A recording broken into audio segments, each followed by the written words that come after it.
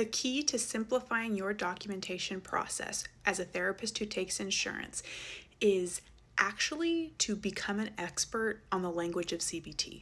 Now, I do not consider myself a CBT therapist. I am drawn to more postmodern, experiential models of therapy, including narrative therapy, emotion-focused therapy, coherence therapy. Like, that's what sessions with me actually consist of. But when I am documenting for insurance purposes and making sure that my notes are clinically compliant, I use the language of CBT because insurance companies love that shit.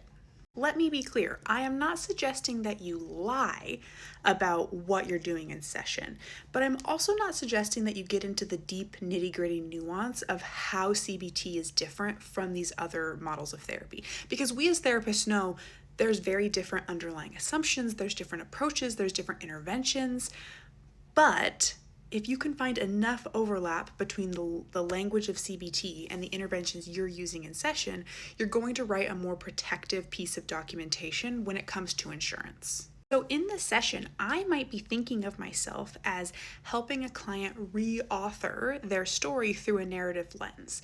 However, when I'm documenting that, I am going to talk about that through the language of cognitive restructuring, not because I think they're the exact same thing, but because it conveys what was happening in session in a compliant way for insurance. Similarly with internal family systems, right? If we have gone in and we've done a meditation and we've talked to a part and we've tried to understand what that part believes and how it's impacting behavior, I can tie that back to the language of CBT by talking about identifying and challenging cognitive distortions. Let me know if this makes sense, and if you have any other questions, drop them below.